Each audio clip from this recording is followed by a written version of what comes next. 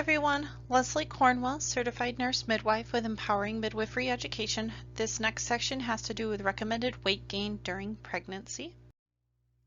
This is a legal disclaimer we put at the beginning of all of our presentations.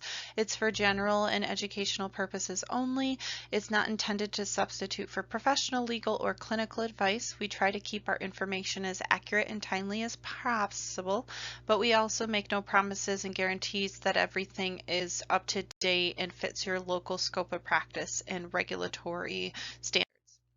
The course objectives: the student will be able to verbalize what exactly is weight gain during pregnancy, what are the recommended standards, what is safe, what is not safe, what are possible causes of weight gain, and what are the potential consequences of gaining too much weight during pregnancy.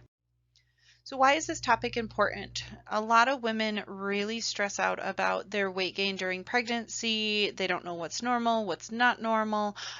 We want to be able to promote healthy pregnancy and fetal growth by having good nutritional intake and a proper weight gain. And it's based on their specific body mass index, genetics, lifestyle. There's a lot of factors that impact the overall weight gain during pregnancy. What exactly is weight gain during pregnancy? Most women should gain between 25 to 35 pounds during pregnancy if they have a normal body mass index. With having 70% of the population around the world, particularly in the United States, where a lot of people are obese and morbidly obese, there is a difference in that weight gain recommendation. This is based on if you're normal, healthy BMI. Most women will gain 2 to 4 pounds during the first trimester, 1 pound every week after that point, especially towards the end of the pregnancy when the baby itself is growing about 1 pound and sleeping lots and really gaining extra fluid. There's more weight gain towards the end.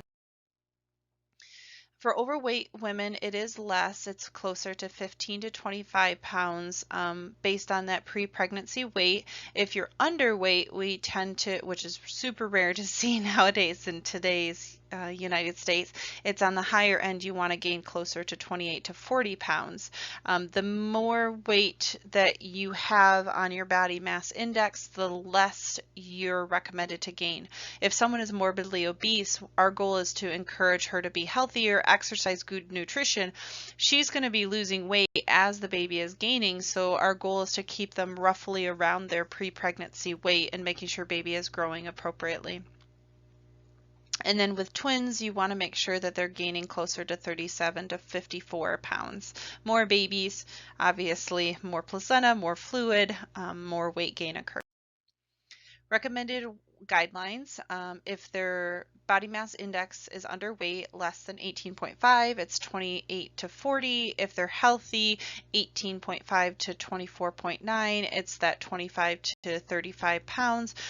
Many of the families we serve are in that overweight and obese and the different levels of obesity.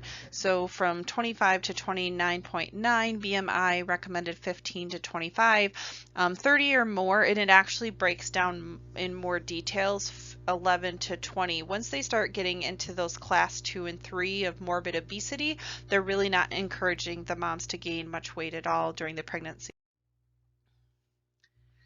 How do you safely gain weight during pregnancy? That's the million-dollar question, because you're, quote unquote, our cultural norm, eating for two, you're hungry, the sugar, you're feeling great.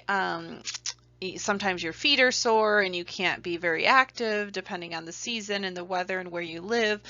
So we really want to focus on a healthy, balanced diet that the mom can intake all the good nutrition that's needed for the baby.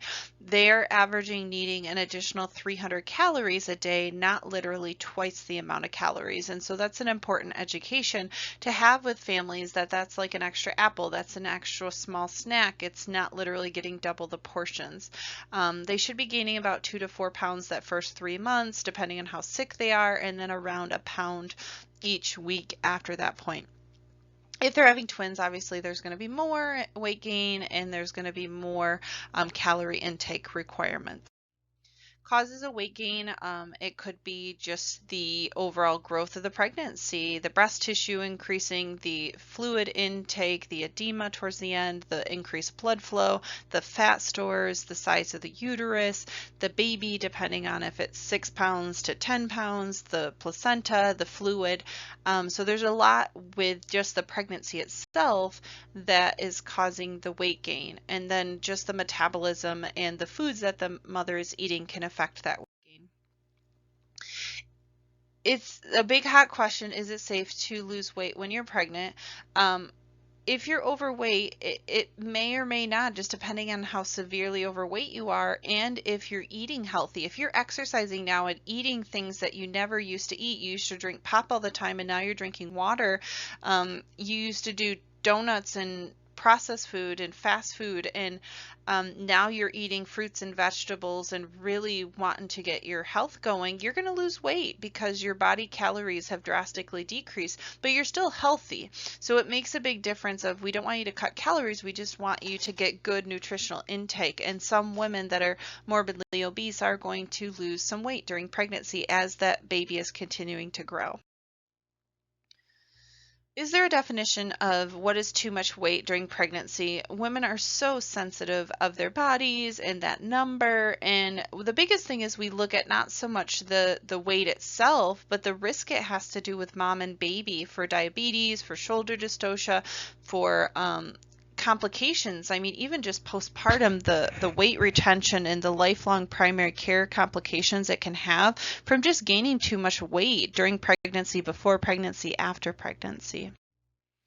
Overweight women want to recommend to gain a little bit less, and which is a lot of the women in our society, unfortunately. So you just want to be very conscientious. We don't want to ignore this topic. We do want to address it, but we want to focus on empowerment of eating well, exercise, being healthy, portion sizes, and not literally eating for two, but those 300 calories. And then the weight gain, for the more obese you are, the less weight gain is being recommended for you. And it eventually is going more and more to guidelines of not really gaining much at all if you're pretty significantly overweight. Management of weight, we just want to go, it's a habit, it's a lifestyle thing. If they're not used to eating a certain way, they don't have access financially, driving what is cooked by their partner, the food access they have, we have to consider what is the best situation to support them with their weight management, being active, doing exercises that they can creatively do at home, being able to provide cost-effective, nutritionally dense foods sources for them, depending on the season. If it's in the summertime, farmers markets in the wintertime, it unfortunately tends to be more canned and processed, and then you get into the salts, which is a challenge with preeclampsia and swelling and weight gain that direction. So just making healthy choices, eating fruits and vegetables, portion sizes, small frequent meals, being careful of the fats, being careful of the desserts and the sweets, eating low fat, fat free, limiting some of the unhealthy choices. Instead of white bread, you're picking whole grain bread, limiting the carbs, being careful of cereals, eating some eggs for breakfast, making sure you're taking your vitamins, getting just a variety of fruits and vegetables into your diet every day. Foods to avoid, anything that's nutritionally it's empty calories. You just don't want something that's gonna give you a ton of calories, but then you're still hungry because of the cornstarch, the syrups, the sugars, the processed foods, the cookies, the cakes, the donuts, the ice creams, the chips, the pizzas, the fast food. There's so many calories, and they don't fill you. They don't give you the nutrition you want, and you're still going to be hungry very shortly. Being careful at eating out, the portion sizes are higher, you're around people, you're more sociable, you're going to eat a lot more, you're not going to listen to your body. It's a cost factor too. It's hard to plan ahead. You can eat out, just being careful of more salads, maybe instantly putting half the plate into a to-go container so that you're automatically avoiding the large portions, and avoiding fast food if you can. There's the grease, the salt, the sugar content is just not recommended during pregnancy.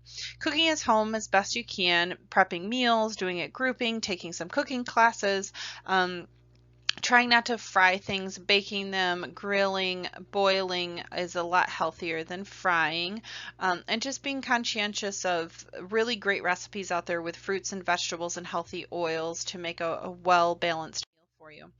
Great exercises that are available. You can do walking, you can do swimming, you can do a lot of great things. Yoga, Pilates. You don't have to get hardcore getting ready for a marathon, but it's also a benefit for exercise with your birth outcome and positions. And you're going to do some significant endurance when you're laboring and birthing out your child. So it's good to have exercise and some muscle tone and endurance present. So just to summarize this section, the gestational weight gain varies greatly depending on the pre-pregnancy body mass index. It can go from practically nothing recommended to gain up to 40-45 pounds depending on if they're underweight, if they have twins. So there's a wide variation of normal, and we want to get to the root cause. We want to focus on healthy body images, weight promotion, healthy choices, drinking water, fruits and vegetables, an additional 300 calories, not literally eating for two like our culture. So you want to avoid judgment, you want to avoid biases, you want to empower them and get to the root barriers, whether it's habit, whether it's access to resources, whether it's a cultural norm to eat a bunch. Like, you really want to help support them so they can understand the risk of the additional weight gain, not just for the pregnancy and birth, but long term on their overall health. So our job as midwives is to advocate and really just to help make them get more habits that are going to lifelong better them and the child that they're feeding long term, and continuing those food nutritional habits.